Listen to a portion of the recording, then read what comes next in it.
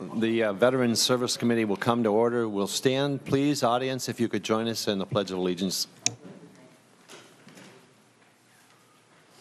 Pledge allegiance to the flag of the United States of America and to the republic for which it stands, one nation, under God, indivisible, with liberty and justice for all. Thank you, members. I do believe we have a quorum present, so we'll begin our presentation. We have several organizations here to do presentations, kind of an oversight to give us some kind of information as to what they're about and who they serve as far as different factions within the military. And we have a presentation this morning by the United Veterans Legislative Council, UVLC. We have two members here to do presentation. If you'll state your name and for the record, we'd like to have you do that and then proceed with your presentation. Thank you. Morning, Mr. Chairman. My name is Ralph Donay. I'm chairman of the United Veterans Legislative Council. My name is Jerry Kaiser. I am from Roseville, Minnesota. I am the vice chairman of the United Veterans Legislative Council and the co-chairman of the Military Action Group. Thank you. Good morning, members. We just want to give you a quick idea of what we do every month. We meet monthly over at Building 9 across from the VA.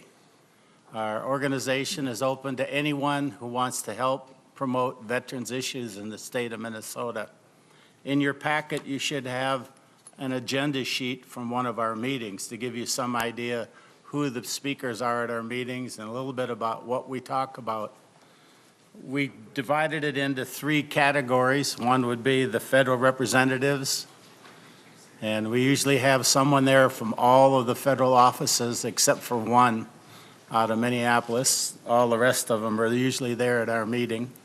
The state agencies, the commissioner sends representation, military affairs comes, Military Action Group is represented by Jerry, who's my first vice. He's the co-chair. The veterans, women veterans, paralyzed veterans, and numerous other groups that come to the meeting and want to help promote veterans issues in the state of Minnesota. Then we have all the federal agencies, the regional VA, Vision 23, St. Cloud VA, the Minneapolis VA. Fort Snelling Cemetery comes, lets us know what the current things that are going on there. We have people from the employment, we have people from deeds. We could have anywhere from 20 to 30 speakers at our meeting. Our meeting lasts about 2 hours, 2 months sometimes it seems. Especially when there's something going on over here and we're trying to get the meeting done to get over here to talk with all of you over here. Our organization started back in 1965 by a gentleman called Al Lair. And most of you probably know who that gentleman is. He was a great advocate for veterans issues in the state of Minnesota. Our group works a little bit different in that we elect our officers for 2 years at a time. We feel that it's good to give them a little bit more transition. As a retired Master Gunnery Sergeant in the Marine Corps, when you first went to a new job, you kind of stumbled around for 60, 90 days trying to figure out exactly what you were supposed to do. And then a little bit after that, you were starting to count the days till you went home. So we think it's important that we keep our leadership around for a couple of years at a time. I just started my, third or fourth 2-year election to the chairman of the council. Many of you I've talked with many times over here, and we're looking forward to working with you again this year. Jerry? Yes, as the vice chairman, it's difficult for me to handle a master gunnery sergeant, being just an Army guy, but Ralph and I work well together, and we're kind of connected at the hip coming over here. As a vice chairman of this, I'm responsible to make sure all these things got to get to work. Plus, as a co-chairman with Representative Detmer and Senator Anderson and others who are, and Senator Newton who are involved with that, trying to put together grassroots organizations and ideas for legislation that's going to make Minnesota more veteran-friendly and veteran business-friendly. It's important that of all the monies that go out, especially with the Department of Transportation and all the different quasi-state and business entities that are involved with, that we can make sure that veterans are not left behind in the process of equity. I am on the equity program for the Metropolitan Sports Facilities Authority, and I've been with that for 3 years, and I'm still on that because SMG and the securities folks are still in the process of making sure that we have veterans on those things. And the whole thing about equity programs is that veterans have been not in the equal parity as women and minorities. And so for years, we are fighting with the different entities to make sure that that in fact happened. With the Department of Administration, Vice Chairman or Vice Commissioner Alice Davis or Roberts, we are able to put together now in this last couple of years a program where veterans, women, and minorities have the same financial requirements as each other. Before that, you had to have a VA certification to do anything, which really encumbered the veterans organizations, veteran businesses to get contracts with the state of Minnesota and also with like the stadium or any other thing that had a program that would have a veterans qualification in it. And now this next big one, it would be working with the folks down in Rochester for that $500 million or $1 billion program that they're going to have down there. The veterans have the same equity opportunity that women and minorities do, and that's, as the person that is involved with that, I'm willing and able to make sure that that happens. We want to make sure that we're just not better, we just have the same opportunities. At the Viking Stadium, we had, unfortunately, that contract was written in the middle of the dark at night, and women and minorities were on it. There were no veterans there. But through working with the governor and Kim Haugen, who is the chairman of that, we got a handshake from Mortensen Construction Company that we would get 10%. And it ended up 1.5% of $1 billion and 4% of the veterans working in the place. Well, that was better than a poke in the eye, but that is not what we're trying to do, make sure that with any other things that come up with a state and business entity would be able to do the same thing. We, as veterans, feel that we have our civil rights too. We don't want to be any better than anybody else. We just want to be on an equal par. And that's kind of my mantra. I want to make sure that that does happen, and Ralph is my my co-supporter in this kind of thing. That's what we like to do, and we appreciate the opportunity and time. We want to work with you folks to make sure that the different legislation that comes, that all these different organizations are going to be pushing forth, that they are good, and we hope to get them all passed with the easiest way. But, you know, we are in a competition to do that, and appreciate the time to let you know what we're doing. We have a lot of people that we like to help with veterans, and I am a Vietnam combat veteran, so is Ralph. Nobody gets a rat's rear end about us when we came back, and our mantra is never again will veterans ever be treated like we were. And the veteran service organizations, we have proven that that is in fact what has happened. We love our veterans, and we don't want that to happen to what happened to us to happen to them, and it's not going. Thank you. Once again, I'd like to invite you to our meetings. It's 9:30, Building 9, across from the VA. You can actually take the light rail right up to the front door of Building 9.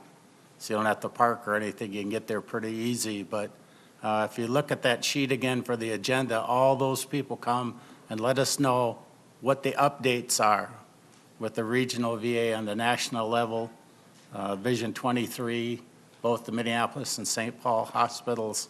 There's a lot of amazing things that go on with the VA, and I'm here to tell you that I'm very proud of our VA in the state of Minnesota.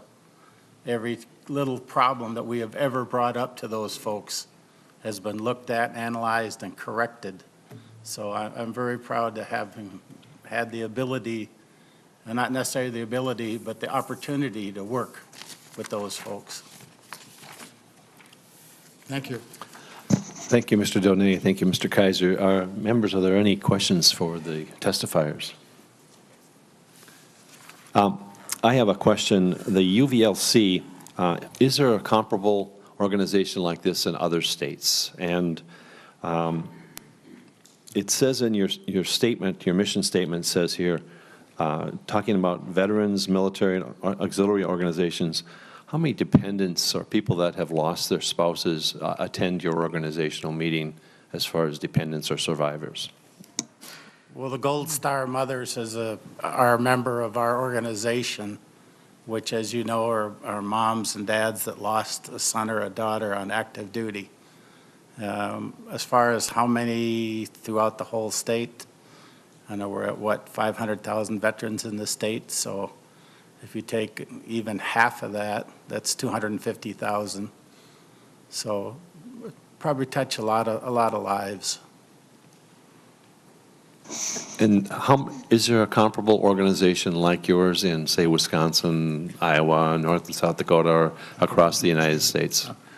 Well, it's interesting you mention that because over the years we've been approached by different states about how this works, and we had we had the commanding general of Wisconsin National Guard over here, and earlier I had it's been a few years ago the commanding general of the Iowa National Guard came up here to talk to us about how do we work that out. And I don't think other states maybe have this type of it. 501, we're a 501c3 nonprofit, and it was started out, like say, a long time ago by others, but we're carrying that forth. And we've had over the years different people have contacted me about it. I sent it out to them, but there's a lot of bickering and stuff in a lot of other states, and we work well with the Commandos Task Force and the other organizations. Our whole thing is to act as one mission statement to make sure that things work right here. And yes, they'll have individual differences, but we want to work together as one unit to make sure that we're all going to get these things passed. Members, I'd just like to let you know that Mr. Kaiser has headed up the honor flight here in Minnesota, and thankfully I had a chance to take my 92-year-old World War II father, a World War II vet father, to Washington, D.C. with his group, and I'm sure there's others people who had the opportunity to do that. But if you know of others who have World War II uncles, fathers, mothers, whatever, I'm sure that they're still looking for individuals to participate on that honor flight. It seems like it never goes away, but it's always a great honor and a great privilege to take and be able to sponsor somebody that has served our country very, very much. Mr. Chairman, could I do a shameless advertisement?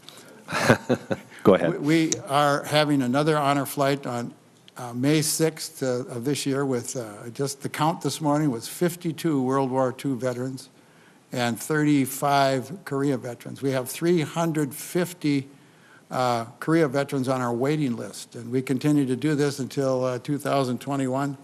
And the gentleman asked me, what about Vietnam veterans? And he says, well, we're going to take care of the World War II guys and the Korea. There's 20,000 in Minnesota, and they're old, and they're tired, and their health is not good, and us Vietnam veterans, we're young, we can still get there. So that's the intention, and we appreciate that. I've asked people, it cost $85,000 for each one of these trips, and I was asked again today, well, who does your fundraising? And I have to humbly say the good Lord Jesus does my fundraising. We just cash the checks. And it's an honor to do this, and thank you for letting me say to that. So I do have a business card, and you can go to our honorflight.twincities.org and burn off an application. Find a World War II veteran, and you'll go on as a guardian. Thank you. Any other questions from the committee at all? Mr. Kaiser? Well, go ahead, Mr. Swazinski. I respectfully disagree with one thing you did say. You said we're no better than anyone else. We don't build memorials That's for true. anybody but veterans. And so I have to say that in many ways you are better than the rest of us because your country's called and you answered. And I'm eternally grateful for that. Thank you. Mr. Kaiser. Well, thank you, Mr. Kaiser. Thank you, Mr. Donay. Thank you for your service to our country, and I appreciate your presentation. Our next presentation is Military Order of Purple Heart.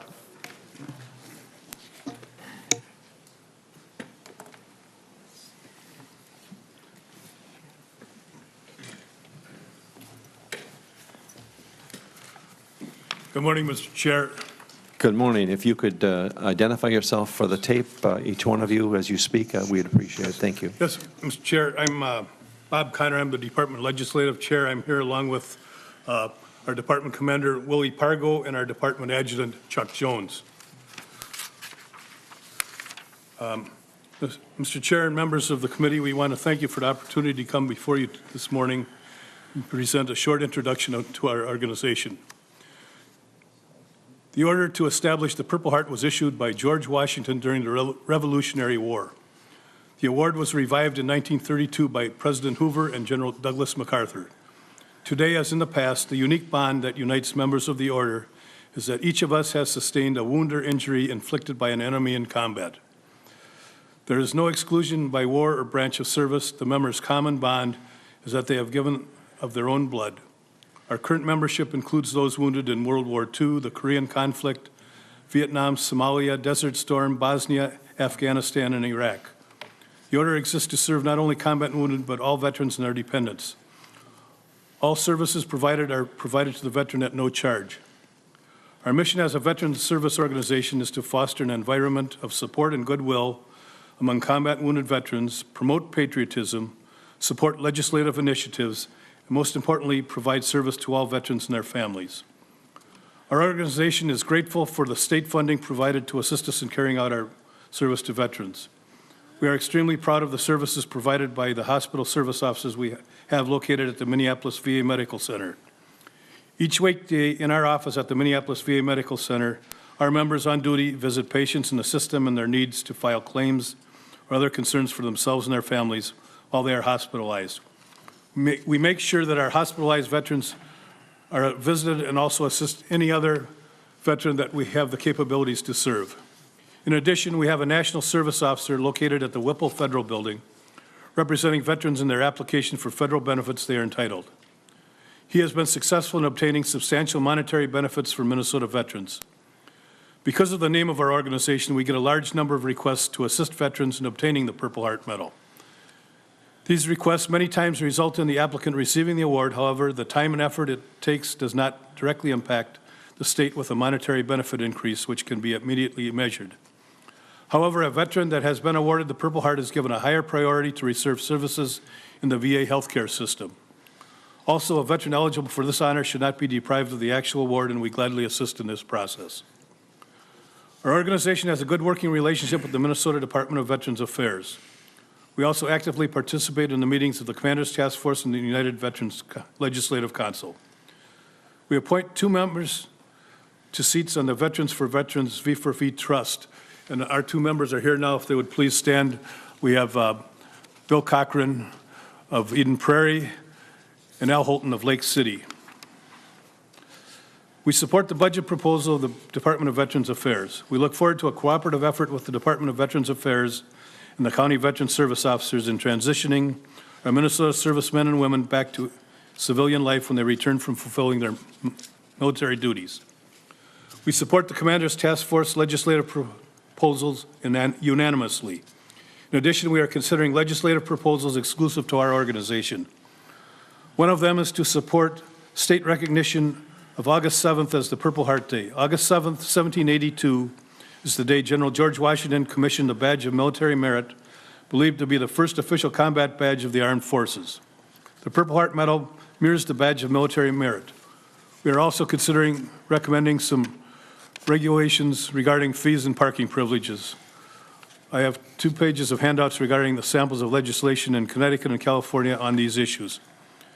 I would like at this time to present you a short PowerPoint illustrating our organization.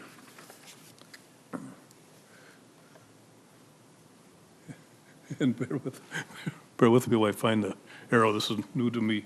You see there? Oh, there we go.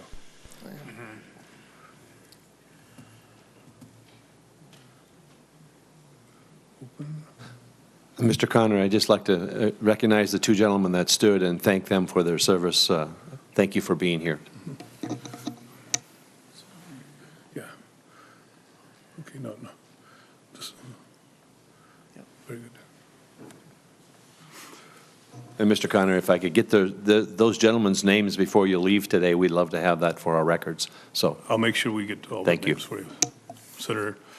Purple Heart, I explained earlier, is awarded for being combat wounded. Our organization was formed in 1932. And wives, daughters, mothers, and adopted daughters of the Purple Heart recipients are eligible to belong to the Ladies Auxiliary. Our mission,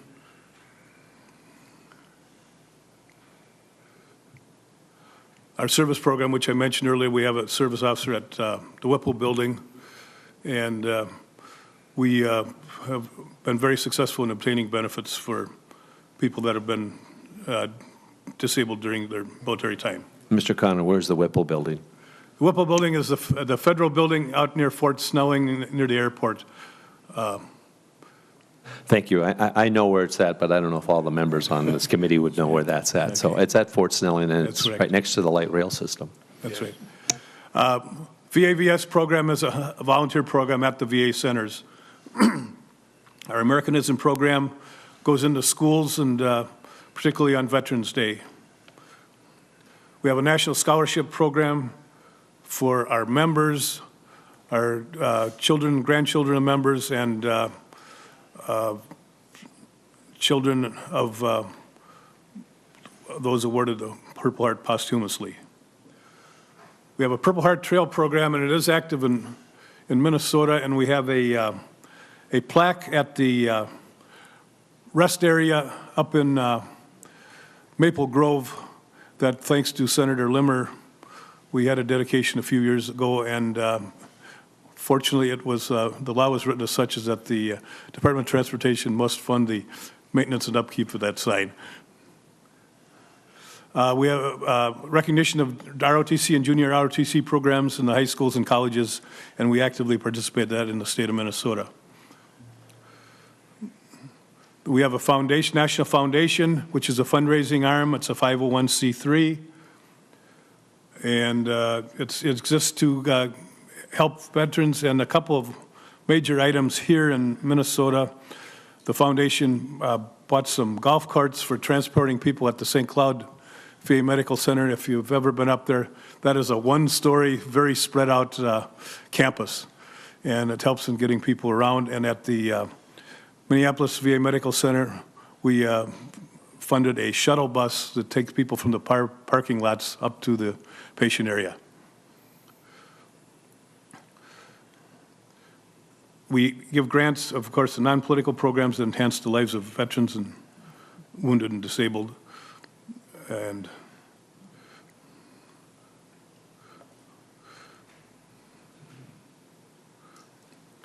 another program that of major concern is veteran suicides, and we've contributed to programs that work on that research and aid in that area.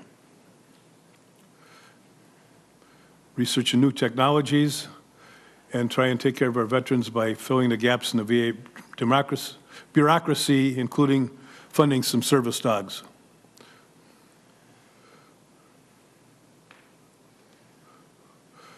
We are very out front in women's veterans issues, assuring privacy at female clinics, and proud to say that nationally, the chair of our scholarship program is a active Air Force Reserve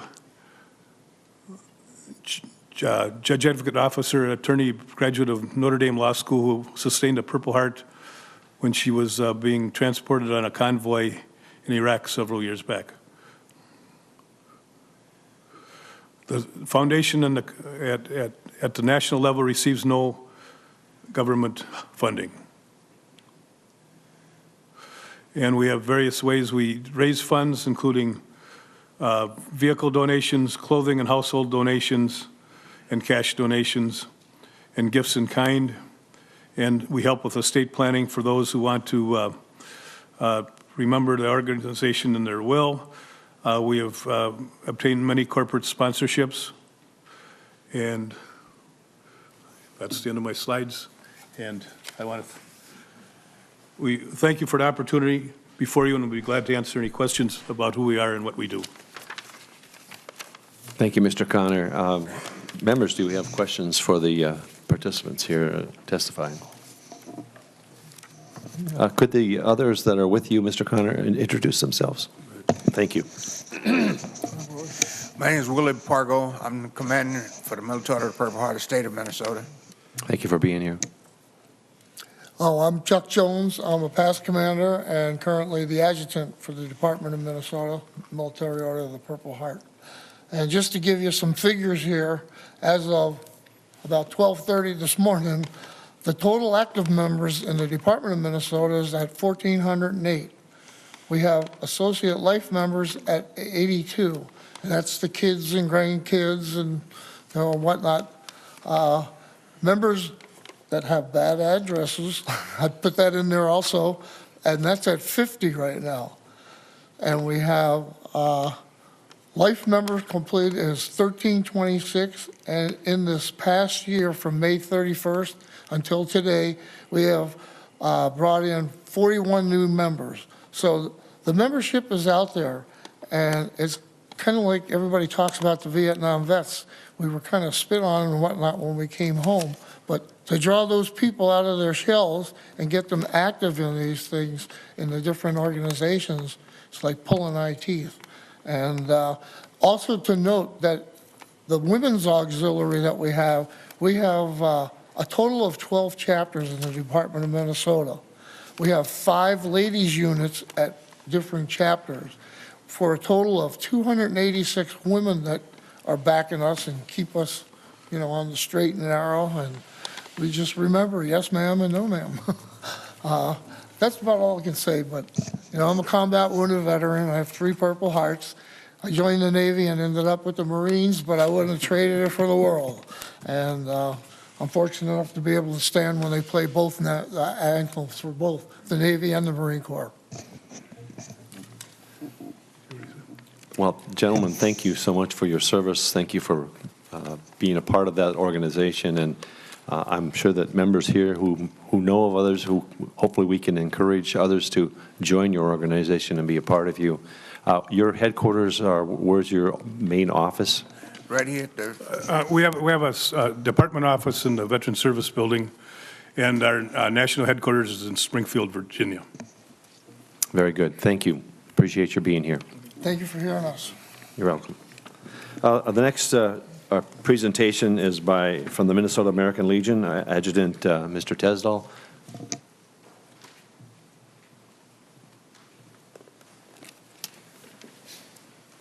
Good morning. Good morning. Thank you, Mr. Chair and members of the committee. My name is Randy Tesdall. I'm the State Adjutant of Minnesota's American Legions, or Executive Director, if you might. Our State Commander, Denise Milton, and our Legislative Chair passed their apologies, but they're out doing American Legion business today out and about the state of Minnesota. So I'm going to give you a brief overview of the organization, how it's established, kind of a flow of the organization's flow chart, some of the programs that we do, and how we affect veterans and veterans issues in the state of Minnesota. I've provided for you a couple of different handouts. Take your time at your leisure and look through them. If you're having a hard time falling asleep, I've included our Constitution and bylaws at the state level. That actually will come in handy sometimes when your constituents have concerns about posts in their local community, maybe having to close or looking at having to move. That Constitution and bylaws will come in handy for you. Again, my name's Randy. I'm the state adjutant. The Mr. Chair. American Legion was born in... Senator Hall. Yeah, thank you. Excuse me Sir. for 1 second, Mr. Chair. Could you explain the difference between the American Legion and the VFW? Very good. And I'm Mr. going to Te- do that in a way that will help answer a question that a lot of people ask. Why can't anyone join the American Legion? Why do you have dates? And so I'll ask the question back. What do you have to be, do you think, in order to join the VFW? Anyone? Veteran of a foreign war. You have to have proof that you've served in a foreign war or conflict. What do you have to be in order to be a member of the Military Order of the Purple Heart, who just spoke? You have to have a Purple Heart. A member of Jewish war veterans, you have to be a Jewish war vet. It's in their names. Disabled American veterans have to be a disabled American veteran. It's not in our name, so people always ask, why can't anyone join? We are a wartime veteran service organization, which means that we are a 501c19 at the organizational levels, which would be national level, state level, and many post levels. Some posts have converted to 501c3s, but we're 501c19s in the fact that we are a wartime veteran service organization. So you can join the American Legion if you served during any period of recognized war by Congress, whether you served overseas in combat or not. And that's the difference. VFW, you have to have a kind of campaign medal, which establishes the fact you served during a campaign action. And for the Legion, as long as you've served during a period of war and are either actively serving and have an honorable discharge, you can join the American Legion. Does that answer your question, Senator? Thank you, sir.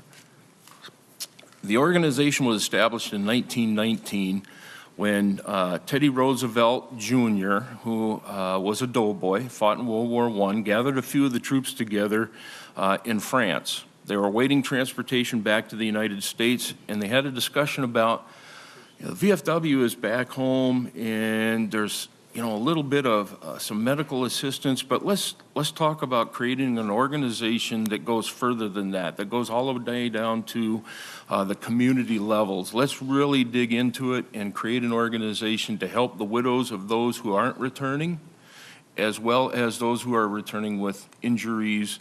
And let's talk about how we can help our communities when we get back home. From that, they created some original founding of the organization. Later in that year, in 1919, they met back in St. Louis for the St. Louis Caucus, where they ratified on U.S. soil and created a set of resolutions that would set up the organization. And the very first national convention was in Minneapolis, Minnesota in November of 1919. We're coming up on a 100-year celebration of that.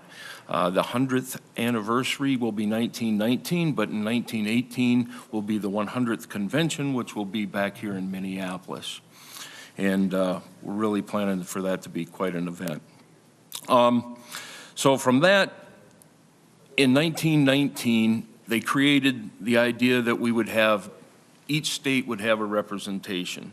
And in American Legion, we call them departments, as well as veterans who settle overseas. So we have representation in 54 departments, which include the 50 states, District of Columbia, Mexico, Puerto Rico, the Philippines. So that's the structure at the state level. Each state and area where there are veterans around the United States and around the world have American Legion representation. We're a nonpartisan, and as I mentioned before, wartime veteran service organization. We have 4 basic principles, or what we call pillars: Veterans Affairs and Rehabilitation, caring for those who borne scars and issues of battle, children and youth in our communities, supporting a strong national defense, and promoting Americanism.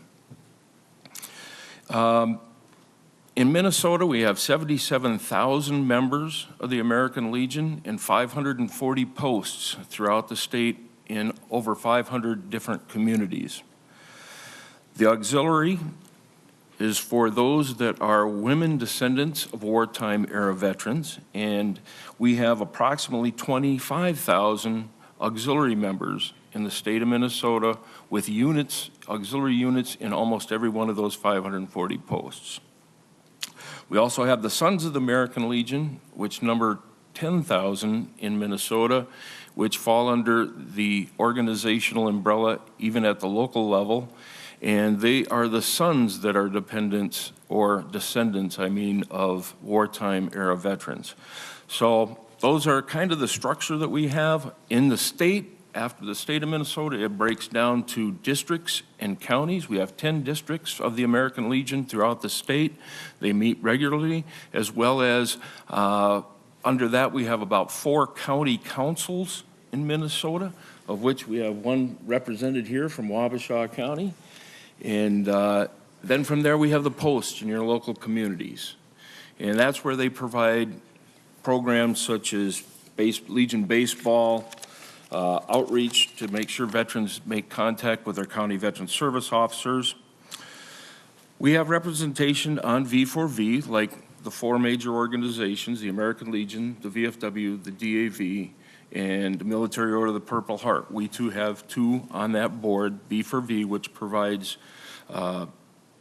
financial assistance through a foundation that was created from the sale of Big Island. And we're very proud that they have representation here today from that group with us today. There are some unique things about the American Legion of Minnesota. We're the only American Legion in the United States, the department, the state, that has a training camp for road crossing guards. In 1921, as the story goes, one of the nuns up at the cathedral felt very strongly about the traffic in the area. She got a hold of Earl Brown with the highway department, who was also a prominent Legionnaire, and said, you know what, we need to create a program where we train kids in all of our schools across the state how to do road cross safety. So the American Legion is where Earl Brown came. He said, I know you're a powerful organization. By that time, 1921, we were already probably at about the 200 and some posts at that point already. Most of our posts, of our 540, came about in those first 2 to 3 years of the organization. He reached out and found some people in the Brainerd Lakes area that were willing to donate 600 acres. So we have a 600-acre camp. The original barn stood for many years and served as the training facility. It has always been staffed with Minnesota State Highway Patrol as the trainers. We've had that agreement with the Highway Patrol since the beginning in 1921. We also have had the curriculum coming to us from AAA throughout the entire program. So it's AAA program material taught by the Minnesota State Highway Patrol on a facility that's owned and operated and maintained by the American Legion Department of Minnesota. As I talked about the barn, that original barn stood until about 4 years ago. The original chow hall is still there, and the original barracks in which the children are housed are still there. They go there for 8 one-week sessions. We keep them all week long. The cost is $250, which posts pay. Posts go to the schools and look for candidates that, for those schools that still have road cross safety. They take as many kids as they can afford for that local post to pay. They'll also reach out to the local community if they want to sponsor kids to go to the camp and the school has more than what the post can afford to pay to send there. They may reach out to the local hardware store or fire department to do a fundraiser to help them send kids to the camp. We recently built a new training facility up there. It took 4 years of scraping the barrel. As you know, our posts, and not just the Legion, veteran service organizations aren't necessarily always flush with finance, so we went to the drawing board and said, let's do it the old-fashioned way. So through fundraising, through passing a hat at meetings, through bake sales, through rummage sales, we scraped up enough money to go to Morton Buildings and say, would you build us a modern training facility for the kids here at Legionville? And so through them, they gave us some reduction in costs. We have a real good caretaker up there who is very good at, let's say, making deals with folks, I guess is the only way to put it. He worked with Anderson Windows. Windows were donated. Morton was willing to accept any of the donated things as long as they became part of the drawing plans, so they kind of coordinate that all together. So our thanks go to many companies. The drywall, a lot of that was donated. All of the labor was done by volunteers for the most part, which Morton supervised and overseen. So our thanks to a lot of Minnesota companies to help make that a reality. In reality, it's about a $650,000 training building, and we only had about $400,000 raised over those 4 years. So you can see that the community and volunteerism and everybody around there and companies in Minnesota helped that become a reality. A couple other that are things that are really unique to Minnesota. We have more American Legion baseball teams than any other state in the nation or overseas. We're proud to have 4 different national champions in American Legion baseball out of Minnesota. We have a program called the Pheasant Dinner Program. In the old days, they'd go out and have all the Legionnaires go on a pheasant hunt, and then the Star and Tribune, when they're there delivering papers in the community in the morning, would take the birds back. They'd take them to a facility in Minneapolis, have them cleaned, and then those birds would go to the veterans' homes and the VA medical centers to provide pheasant dinners for the veterans in those facilities. And we're proud to say the VFW and American Legion have worked together side by side many years with that program that's unique to Minnesota. We have many hunting and fishing programs, and we also provide a chair to the University of Minnesota for brain science research, and we fund a program at the VA Medical Center for that. We have 7 full-time staff, FTEs, that work with myself over at the Veteran Services Building, and I have 1 at the Henry Whipple Building, which is, as you now know, at Fort Snelling. It's the federal building there, and we have 1 at the VA Medical Center that's full-time there to provide assistance to veterans. We're very involved nationally. We have 2 headquarters, Indianapolis and Washington, D.C., and we're very, very involved with legislative processes at the federal level as well as here at the state level with y'all. Our hand goes out to you and says, you're welcome to our officers or to come and talk or have me come talk to you if you have any issues that come forward. I'm more than welcome to come and talk to you about possible legislation or help support legislation with our friends from the other service organizations as those things come possible. One thing I'm going to address, it's already been brought up. A lot of people in the audience have asked about it, and I'm sure your constituents are asking about it. If they haven't already, they will. It's the yellow card. All American Legion members got a yellow card, a postcard, in their mailbox last Tuesday. It cost $1.3 million for me to support 540 posts, 77,000 members across the state of Minnesota, and for me to hire and employ professionals in finance that oversee that budget and that money, professionals in veteran services that provide services to veterans as far as benefits and health care. It cost me $1.3 million to run that organization over at the state building.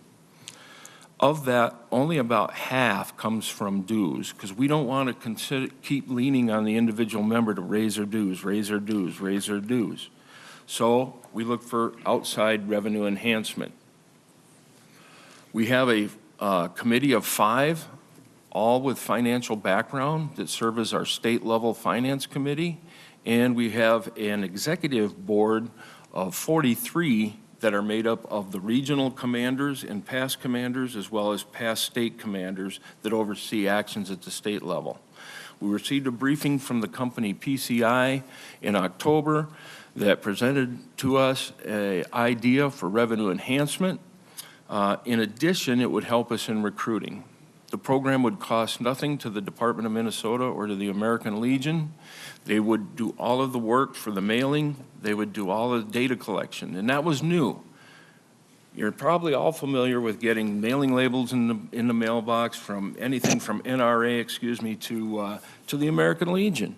greeting cards, doodads, keychains, all asking for a donation. And those are ways that we get that enhanced revenue to continue to provide support to our 500 posts in the communities. This is nothing more than one more effort to do that, but what it does is PCI is helping us recruit. When they make contact with an individual, they're asking to update the records. And I know we fielded over 300 phone calls, myself and the 3 staff that sit in the building, or 4 other staff that sit in the building. A lot of very angry and upset people about the postcard. You already have my information. Why do I have to give my information? My information should be protected. And it is. We went into the agreement with PCI. I mean the executive committee and the finance committee and myself as a senior administrator. We went into a contract with PCI. So it spelled out that they cannot sell or lease or lend or in any fashion use the information that we provide to them to mail so they can make mailings, nor can they do any of the above with the information they gather. One thing we don't have is email addresses. We need to get into the 21st century. We need to move up with today's technology, and we know that our members have email addresses, but they're not always willing to give them, and maybe this is one way we can get those. What that will do is it will help lessen costs for printing, mailing, all to my 77,000 members. I go through reams and cases of paper, not to mention the labor to put all that stuff together, where if I had email addresses. So PCI, this company, is helping gather those, and they are going to pitch. They're going to pitch like anybody else. They're going to pitch a book. The book is a membership-only book. Members of Minnesota American Legion would be in the book, and it will tell their history. They can basically say, this is when I joined the service, this is where I'm from, this is what I did when I came back, and so they can tell their story and include photographs. You don't have to buy the book. There's also packages that include vacations and other things. They range from $100 to several $100s. That we're learning as we're going through the process is hard for some family members of elderly veterans, because they feel we're taking advantage of their World War II era, and we're really not. I could care less if they buy a package. We get $10 off every package sold. That helps me enhance my revenue, but really what helps me enhance my revenue are those emails and that updated information, so I can communicate electronically with my 77,000 members, thus saving hours of my labor in my office and et cetera. So I know that's a long explanation, but it's really hot topic, and when there's 77,000 people that get that in the mail on one day, somebody is going to hear about it. And I see several cards floating around, so I know that, Mr. Chairman, you and your committee have received those already. So I'll end it at that and open it to questions. Members, are there any questions for Mr. Tisdall? Senator Neaton. Thank you, Mr. Chair. My post in Coon Rapids is up for sale. The building is up for sale. And we're concerned that the post is going to be leaving. And I think it just follows a trend that we're seeing with VFWs and Legions across the state, where we're having less and less of them available to our service members, or former service members. Can you elaborate on that at all? Absolutely. Mr. Chairman, Senator, and again, Senator, thank you for your service. When you pull this one out and you start reading it, that'll help give some answers to that. The American Legion, you won't find anything in the state constitution and bylaws, nor if you were to request a copy or go online and look at the national constitution and bylaws, nowhere does it say that communities or posts should go buy a building, should enter into the business world, try to run a bar, try to run a grill. But many did, and it made sense. It made sense in the 40s. It made sense in the 30s. It made sense in the 50s and even in the 60s, because it gave a place where people could come and kind of download from their experiences in the service and share those stories. It was almost a healing place. It was a place for camaraderie. It was a place for them to work on the Legion baseball, the oratorical contest. How many kids are we going to send? They're a place to meet. But nowhere in the Constitution and bylaws do we recommend them to do that. The forefathers in 1919 that created the organization had sense to know that volunteers aren't trained businessmen. Now we're at the point in today's world where a volunteer just don't cut it trying to run a multi-million-dollar business, whether it be, or several $100,000 a year, whether it be a restaurant that requires making sure the grill's inspected by the state, making sure that everything's properly insured, making sure that the building is safe, dram shop insurance, if you sell alcohol, what kind of alcohol license. None of that's addressed by the Legion. Those are decisions that each individual community decided. A couple of good examples I'd like to share with you. First one is Hibbing. Hibbing don't have a home, post home. They meet wherever they can meet, typically in a community center. They have Legion baseball. They have oratorical. They send kids to Legionville. They participate in all of the American Legion programs, but they don't have a building. Another good example, Princeton. Princeton had a building. Princeton fell on hard times. And they got it all kind of pulled together, and the community helped, and they kind of patched things up, and it worked for a while. But eventually it didn't, because you had volunteers trying to do what college-educated business professionals have difficulty doing, and that's running a bar and grill. So they got out of the business world and became an American Legion post in its purest form. They meet in a community center now, and in a 1-hour meeting, they spend more time talking about, what are we gonna do for 4th of July? Oh, hey, there's a tattered flag over at the fire department. Larry, why don't you run over and get that replaced? And they have money because they still have their gambling. They can still have gambling at whatever facility in the area. They can still manage that.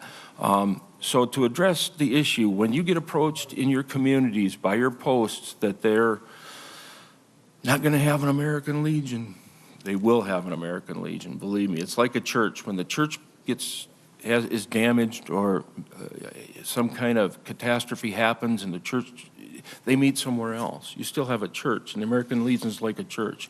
It's made up of the bodies, it's made up of the members. It doesn't matter if they meet in somebody's basement, or whether they meet in the local church, or whether they meet in a rec center. It's still an American Legion. What happens in those cases directly, Senator, is we have a state post-revitalization committee that goes out and works with them, but it doesn't work with them on the business side. We won't give them business advice because we're bound not to.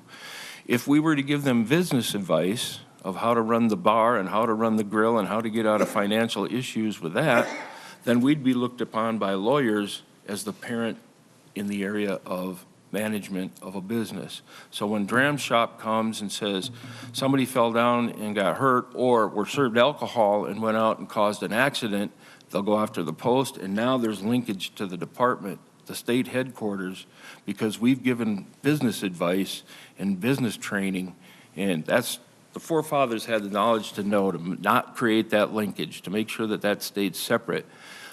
Good example, one of the Pines in Minnesota, down south, had a dram shop incident before my time as the adjutant, and the family was served there. They went out, the post lost everything, and we went all the way to the Minnesota Supreme Court twice, and it was the Constitution and bylaws that made sure that we still had an American Legion at the state level, because we have no connection to the business. We will give them all the advice we can on how to regenerate their membership. We'll hold membership renewal programs with them.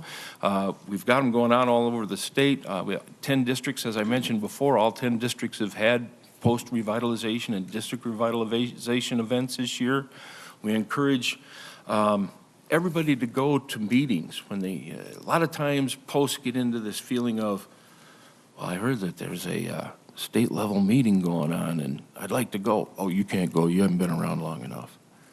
Every member is entitled to go to any meeting in the American Legion. So if you're, as you are, Senator, a member at a post and you're at a meeting and something comes up about a district convention or a department convention or a fall conference, everybody's invited to go to those.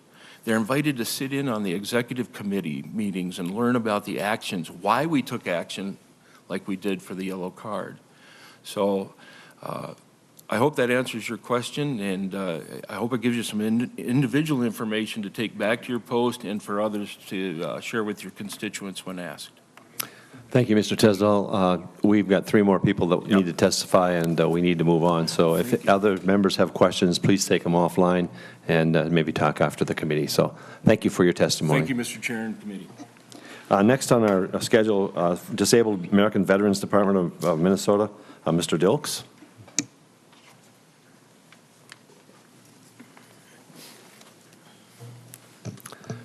Please introduce yourself for the tape and go ahead with your presentation. Thank you. Mr. Chair and committee, first of all, thank you for allowing the DAV to come before you today to give you a brief summary of all the great things we do here for veterans in Minnesota. My name is Stephen Whitehead. I am the department adjutant for the State of Minnesota, Department of Minnesota, as well as I'm also a national second junior vice for our national organization, the DAV. To my left, I have our legislative director, Trent Dilks. I'm sure several of you have seen him because he's been knocking on doors already. To my right is our commander of the DAV this year, Micah Gary. The Disabled American Veterans, also you'll see as known as the DAV, everybody asks what Dave or who is Dave, was founded in 1925 here in Minnesota. The national organization was chartered in 1922. The DAV is a membership-based organization made up of veterans that were injured or wounded during their service while in the military. In Minnesota, we have over 19,000 members in the DAV, and nationally, we have 1.3 million members across the nation. In Minnesota, we have 30 chapters that make up these 19,000 members, and they're spread all across the whole state. Unlike the American Legion and VFW, we do not have any bars or posts in the communities, but fortunately, a lot of us are all members of those organizations, and our meetings are held in those establishments. So we have a great working relationship at the state all the way down to local communities with the veteran service organizations and working together. Because we meet in there and we're all members either on both American Legion, VFW, DAV, we all kind of share the same hats when it comes to the community work. The mission of the DAV is fulfilling the promises of the men and women who have served. The purpose of the DAV is to empowering veterans to lead high-quality lives with respect and dignity. You know, we take that very serious, and every state or every department, they kind of have different areas, because as we all know, every state, there's different needs. Well, here in Minnesota, there's several programs that we do. I'm only going to highlight a few of them just for a short time. But these are the high ones that I think are very important that I want everybody to know the great work that we're doing here in Minnesota. Well, the first one I want to talk about is the free service that we provide veterans and their spouses in filing their compensation and benefits with the federal VA. In 2016, the DAV represented over 9,000 successfully filed claims in the state of Minnesota, which resulted in over $9 million monthly coming into veterans and or their spouses in their communities. You look at the bigger picture, in 2016, that was over $132 million, federal dollars that is, that came into the state of Minnesota for the benefits and compensation that the DAV helped veterans and their spouses file. And we're very proud of that because of the fact of this is the benefit that the veterans have earned, and it's their right to receive. And we want to make sure that they receive every benefit that they have coming for them, to include their spouses. The second one is a very, very, very proud one for me because we actually lead the nation, and it is our transportation program. In Minnesota, we have a transportation program where we partner with the VA medical centers in Minneapolis and St. Cloud, Fargo, and Sioux Falls, where we have a transportation coordinator in the Minneapolis and St. Cloud, as well as remote ones in Northeast Minnesota and Northwest.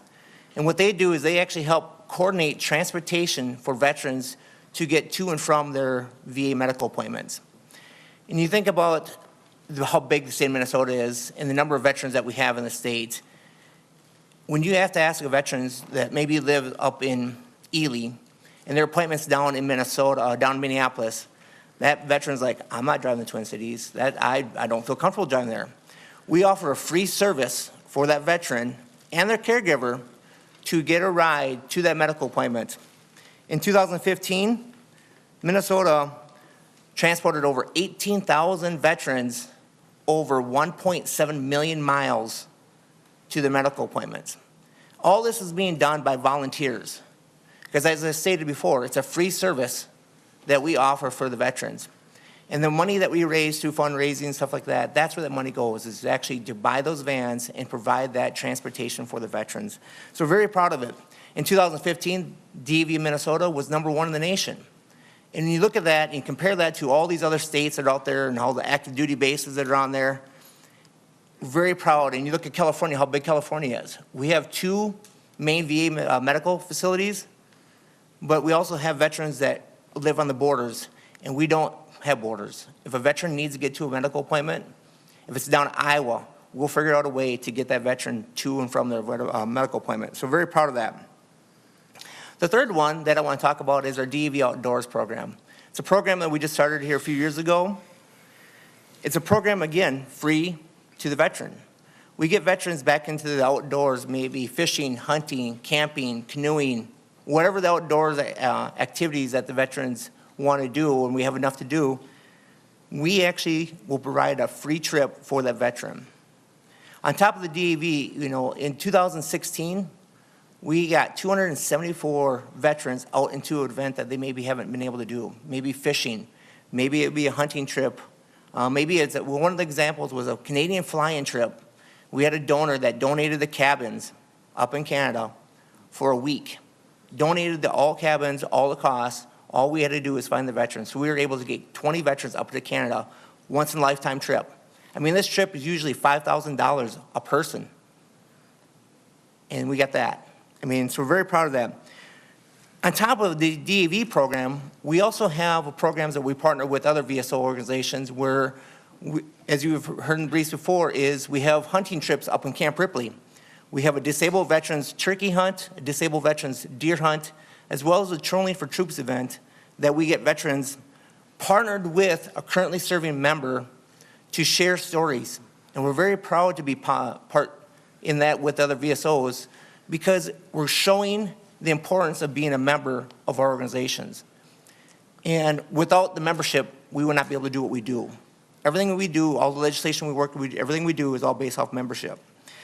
And that's a great lead-in for me. I would like to turn the mic over to our Legislative Director, Trent Dilks, to talk about the legislative piece that we're very fortunate for. Trent? State your name for the record and go ahead. Thank you, Mr. Chair. I'm Trent Dilks. I'm the Legislative Director for the Disabled American Veterans Department of Minnesota. Real briefly, just touching back on the transportation, that got its start nationally. After World War I, Mr. Ford borrowed us 10 Model Ts, and we transported World War I veterans to their medical appointments. Last year, nationally, 700,000 veterans transported. So it's grown a little bit, but we're still driving mostly Fords. Legislatively, we're here to accomplish our mission of fulfilling our promises to the men and women who served. In legislative work, what that means is we work to protect the benefits that our veterans have earned, and we have to be constantly vigilant that they aren't encroached upon or taken away from the veterans who have earned them. And in action, that means partnering with the legislator to come up with additional ways to improve the lives of our men and women who were disabled in their service to the country. I've worked with many of you already in this session. I look forward to working with many more of you if you have ideas. We're happy to provide feedback, support, testimony if it's something that we can testify in support of. We do have our rules and there's certain things we can and can't do. But as long as it fulfills our mission and is working to further the cause of veterans, their spouses, their children, their widows or widowers. And that's really what we're aimed at, and I look forward to throughout the session working with the members of this committee. Thank you, Mr. Chair. Would your adjutant like to say a few words? Commander? Commander? Yeah. Sorry. Yeah. Thank you, Senator, Chairman. My name is Mick Aguirre. I come from St. Paul, East Side. My dad had 10 brothers, 4 sisters. The one brother couldn't serve in the service because he had polio, but my dad and 9 other brothers all served in the armed services. They named a street after him over on the east side of St. Paul. It's Aguirre Avenue, over by the old Ham's Brewery. The tradition I try to uphold. My son did 3 tours in Iraq with the Red Bull Division. And I wake up every day and I thank God for another day because I lost about 5 good friends over in Vietnam. They were only 18, 19 years old. So I think by fulfilling this position in the service organizations, just trying to make sure that the veterans, their spouses, and dependents get everything that they deserve and provided all the benefits that are available to them. And that's why we ask for your help, and you take that into consideration when you're doing your diligent work on the budget and things. And I thank you for this opportunity of addressing your committee here. Thank you. Thank you, Mr. Aguirre. Thank you, Mr. Whitehead. Thank you, Mr. Dilks. Members, is there any questions for these gentlemen? Thank you. I appreciate it for being here. And thank you for your service. Thank you. Next on our list for testifying is Department of Minnesota Veterans of Foreign Wars, Mr. McLaughlin.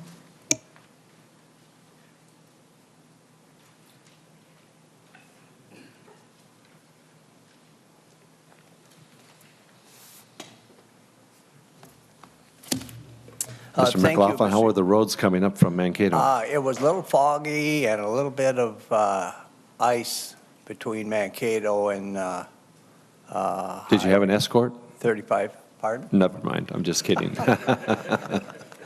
Please identify yourself for the tape and proceed. Mr. Chair, I'm Tom McLaughlin. I'm the current legislative chairman for the Veterans of Foreign Wars. I am from Mankato. I have a wife and 2 children. My son was also a Marine Corps veteran and did 2 tours in Iraq. If you see in my hat here, I was commander of my post in 1983 back in Mankato, and my son was born in 1983. And he's commander of the post this in 2016, and his son was born in 2016. So not only are we common Marines, but we share some common bonds that veterans have in general with their family histories.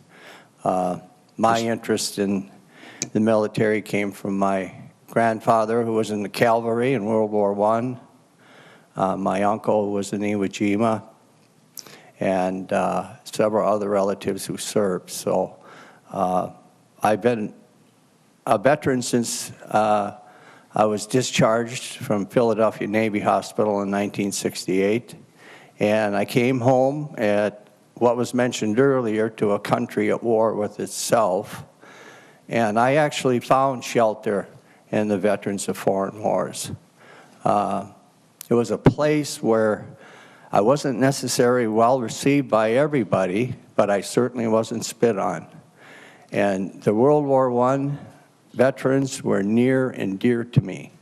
And they were probably the reason that I stayed in, just listening to those guys and sharing experiences and the encouragement they gave me, not only to recover from my wounds, but to eventually become a active participant back in society.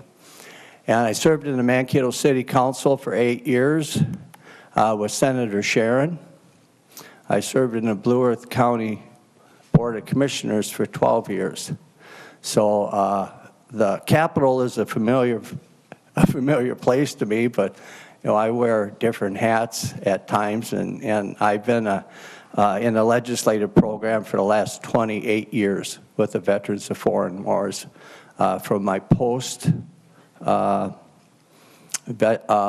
legislative chairman to the second district legislative chairman, and now I've been the State Department legislative chairman, and I'm on the National Legislative Committee. I have to excuse our commander, Joe Mauricio, and Tate Doom, our adjutant. They are moving today to the Marriott City Center downtown for our midwinter conference. So the program as a whole, I probably will not cover, because most of what I've done has been in the legislative side and the benefits side. for our membership. And as I said earlier, our legislative program starts at the post home, at the post level, with each post having a legislative chairman and the auxiliaries having a legislative person. And then it goes on to 9 districts throughout the state with 9 district chairmen and 9 auxiliary legislative chairmen. And then the state level, I am the state legislative chair, and I will run our legislative session at our midwinter conference Saturday morning at 8 o'clock at the Marriott, if anybody's up and around. The meeting's 8 o'clock, so we get to sleep in. So anybody's welcome to attend. But we will be covering the material from the Commander's Task Force, our legislative priorities, which I provided to David. I don't know if he passed it on to you or not, but that is the material that we will be discussing along with all the other members of the Commander's Task Force, and we will be officially adopting it, changing it, adding to it, subtracting from it, whatever, at our meeting, and that will be our state legislative program for Minnesota. Then we have a national legislative program like all the other organizations, and I am one of the national committee representatives, and I will be going to March. I will be going out again in March for our spring legislative conference. I go out there twice a year, and we pursue the national legislative priorities for the organization. So we have been active quite extensively over the years. With my history in the organization, I got involved in 1973 when the state legislature passed a bill that started taxing military retirees. And that caught my eye, even as a somewhat young Vietnam veteran, kind of unsteady, yet it still dawned on me the fact that going forward, the benefits that the World War I comrades and World War II comrades had may not automatically be there for us. And it took 43 years and the help of all these organizations and people like you who represent us to get that bill overturned. And now military retirees in Minnesota, many who fled the state, personal friends lived in South Dakota and Texas, have the opportunity to stay in Minnesota when they retire and raise their families, have their children in schools, and become gainfully employed and pay taxes back to the state of Minnesota. And I don't know if you've ever been thanked on a level from our organization, but I personally am grateful to this organization for our state legislature for finally, after 43 years, making that change. So we appreciate that. And actually, there was a comment on post homes, whether they're standing or not, or organizations are giving up their post homes. The Veterans of Foreign Wars, 60% of the posts throughout the nation do not have post homes.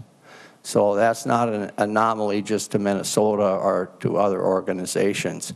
Our post actually meets in the basement of an American Legion. So we have the comradeship with them in our particular case. So I know we're short of time. I'm just happy that you gave us the opportunity to come in and visit with you this morning, and hope to see you throughout the session. And if you have any questions, I'll take them. Mr. McLaughlin, I'd like to thank you and your son and others in your family who've served our country very bravely, and we thank you for that. And members, do you have questions for VFW Post Commander Mr. McLaughlin? Thank you. Thank you for coming here. Next on our last helmets to hard hats, Mr. De La Forest and company. Sounds like we got the whole cavalry coming in here. Mr. Chairman, good morning. You're right, we need reinforcements. For the record, Chris De La Forest on behalf of the Minnesota Construction Trades and the Helmets to Hard Hats program here this morning. I'm only here to introduce the group because collectively they are appearing before the legislature for the first time, and I promised it would be a friendly audience, even Senator Newton, the grizzled NCO that he is. And so, Mr. Chairman, I'm here to introduce Sam Heimlich, Ernest Whitney, and Dustin Askvig to tell you about this wonderful program. And so, Mr. Chairman, if you'd be kind enough to recognize Mr. Heimlich, we can kick off their testimony. Thank you, Mr. De La Forest. Please, Mr. Heimlich, present yourself and your name for the record and proceed with your testimony. Thank you. Thank you, Mr. Chairman. Sam Heimlich. Committee members, good morning. My name is Sam Heimlich, and I work for the Carpenters Union here in the St. Paul office. I'm a veteran of the United States Army, and part of my job is to be a liaison to the Helmets to Hard Hats veterans. I'm honored to be able to speak to you today about Helmets to Hard Hats program. It's a national program, nationwide, and it does nothing but help people get into the construction trades. And our mission here is to help military veterans and their families transition into civilian life and have a great career in the trades. While the two members that we have here today, I brought along, they're both in our union. The Helmets to Hard Hats is for all the construction trades. So iron workers, 49ers, all helmets to hard hats. Mr. Chairman, here are a couple facts that I'm pretty proud of. First, according to a study released last October by the Midwest Economic Policy Institute, veterans make up 9.6% of construction workforce in Minnesota. Compare that to 4.9% of veterans in the Minnesota workforce at large. There are twice as many veterans in the construction trades per capita as in the rest of the workforce. And in the Union Helmets to Hard Hats program, this is one of the reasons why. Here's how it works. Any reservist or veteran can go onto our website, helmetstohardhats.org, and register an account, fill out a short profile about themselves, and select a craft which they're interested in or already skilled in. After that, they put their profile into the Helmets to Hard Hats, and I give them a call. As soon as they do it, rings in my phone, I give them a call. If they decide to move on to this and start an apprenticeship as a carpenter, they're granted direct entry into our program. They can start school, I help match them up with an employer, and they get their career off and running. Now, here's another fact I'm very proud of. 156 military veterans joined the Carpenters Union last year. That's very, very good. And not to mention, all public labor agreements now have Helmets to Hard Hats language in them. So that also helps out our vets. Veterans who are eligible for the GI Bill can receive benefits as soon as they start training at our accredited apprenticeship program. I believe, Mr. Chairman, that several members of the committee have toured our facility, and if you haven't, please just tell us and we'll be more than happy to give you a tour. Now I'd like to introduce two apprentices who are currently enrolled in our program. First, Ernest Whitney, 17-year combat veteran, currently in the reserves, who is also in his second year as an apprentice. And secondly, it'll be Dustin Askvig, who is in his final year as an apprentice millwright. Thank you. Mr. Heimlich, thank you for your service, and Mr. Whitney, please identify yourself for the tape. Thank you, Mr. Chairman. I'm Ernest Whitney. I currently have 17 years to date of service, 12 years active, 5 in the reserves as a steelworker first class or E6 in the U.S. Navy Seabees. I currently live in Rice, Minnesota. I work for Olympic Wall Systems. I'm currently helping build the addition to the St. Paul College. I met Sam at a career fair 13 months ago on a drill weekend before I joined the union. I bounced from job to job making $10 to $12 an hour. Now I make $21.79 an hour. I can use my GI Bill to pay bills that I've fallen behind on previously. The Helmets to Hard Hats program is really good. In fact, I'm working with a buddy out in Wisconsin to get him in. He wants to be a 49er. Mr. Whitney, thank you for your service. Mr. Askvig, would you identify yourself for the tape and proceed? Good morning, Mr. Chairman and committee members. My name is Dustin Askvig. I live in Savage, Minnesota. I joined Army Reserve about 5 years ago as a wheeled vehicle mechanic. I bounced around quite a few different jobs before finding out about the millwrights. I'm proud to be starting my 4th year as an apprentice. As a millwright, we install and fix conveyors, cranes, generators and turbines in power plants. When I started my apprenticeship, I was able to start using my GI Bill benefits to cover some of my living expenses. And now, in my final year of my apprenticeship, I'm making about $29 an hour. Last year, I got to work at the new Amazon distribution center in Shakopee. It was a huge project. We installed 14 miles of conveyors in the facility. I was at that job for about 6 months. Mr. Chairman, I love my job. It's the best job I've ever had. Thank you, Mr. Asvik. Thank you for your service, and it's exciting to see you people being involved with the trades, construction trades here, and I know that we'd love to see you, would have loved to see you on top of the U.S. Bank Stadium, helping us build that one and be considered a veteran and increase that percentage that Mr. Kaiser was talking about earlier, and hopefully we can continue to do that. Mr. De La Forest and others from the construction trades look forward to that hopefully proliferating and becoming more an opportunity for veterans coming back from overseas and serving our country. Members, do you have any questions for these? Senator Goggin. Thank you, Mr. Chair. Thank you, gentlemen, for your service. I really appreciate that. It's not a question, just a statement. I'm a fellow union member myself, and I'm a project manager at a power plant. So getting you folks involved in the hard hats, helmets to hard hats program is incredible, because from my perspective, we're seeing a very aging population of workers out there, and it's encouraging to see folks like yourselves coming out of the service, because you guys have an excellent work ethic. You're phenomenal workers out there on the job, and thank you very much for joining this program, and continued success. Thank you so much. Just to add to that, being from Minnesota is a very noble trait, because I go to some other places. When I just got out of the Navy, I had been to a trade school in Virginia, and after I got done with the trade school, I said, boy, this is the worst trade school I've ever been to. And I tried to get back here in Minnesota, and they had two-year waiting lists to get in, because people like what we have here in Minnesota. I got a knock on the door the day I quit the trade school in Virginia, and it was a guy from Vermont who had served in the Navy, and he said, I'm looking for some workers. And I said, I wasn't even looking for a job. I just quit. I mean, the morning had left the school. He said, well, you're from Minnesota, aren't you? I said, yes. He says, good enough for me. He said, I work with a lot of people from Minnesota, so I applaud the opportunity that Minnesota's given. Senator Schoen. Thank you, Mr. Chair, and I got to say it's pretty awesome to see you guys come in, and I know it's a nerve-wracking place to be, but we're all normal folks, just like in solidarity. I'm a union member as well, and I got to say this is exciting to see a union member on the other side of the aisle. So solidarity, brother. But, unions brought us the weekends, holidays, overtime, sick time, safer workplaces, and job protections like military leave.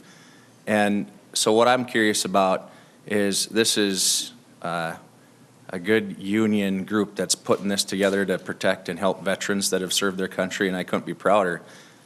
Are the non-union groups and non-union trade organizations or businesses participating in this? Because this is an apprenticeship program that's developed by the trades. It's not, I don't think it's excessively funded by us, or maybe even in any way. I'm not sure where that all comes from completely, but I know that the trades have worked really hard to develop membership and develop workers and quality workers from within. So can you expand on that? Is this outside of the union folks as well? Well, Mr. Heimlich? I can't explain exactly what the non-union folks do, but I will say the people that I've run into that are carpenters that are veterans and they're working non-union, almost always they immediately jump ship. Everybody would rather, I would think, be a union carpenter than a non-union carpenter. So there's more benefits, there's definitely more enthusiasm to be a carpenter in the union than there is to be a carpenter on the outside and not. They're paid $10 to $12 to $18 to $20 an hour, but pay is oftentimes cash, not taxed, and that's a big problem. So we really do appreciate our carpenters that come over from the non-union side, and we give them as much possible chance as we can. Senator Schoen. Well, thank you, Mr. Chair, and if anybody is considering any right-to-work legislation, I'd like you to think about exactly what this trade group and these unions are doing for our military veterans and what that would do to take away from them. Senator Rude. Senator Schoen, I hate to burst your bubble, but I also have a union pension, so. Senator Goggin. Just one more comment here, too. I had the privilege a while back to tour your facility for your training, and I recommend anybody to, if you can, get out there, take a look at it, see what they do, because there's a lot of training that goes on. These folks come out prepared to do the job, and they have the skill set we need to build our facilities and whatever they're working on properly and safely. So encourage everybody to go out there when you can. Senator Newton. Thank you, Mr. Chair. I just wanted to say that I'm somewhat floored and very happy to see Mr. De La Forest representing unions. Mr. Heimlich, gentlemen, Mr. Asvig, Mr. Whitney, I appreciate your support. You appreciate your support, your service to our country, and thank you for coming in and testifying. Members, oh, Senator Herb. Mr. Chair,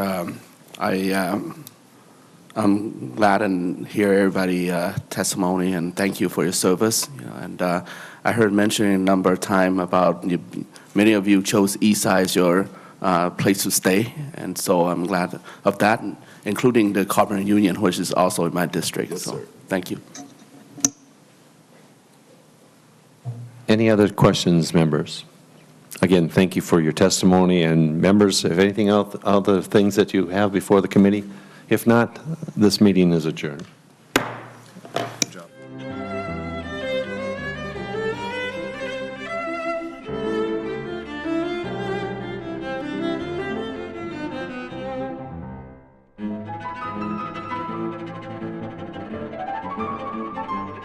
Thank you.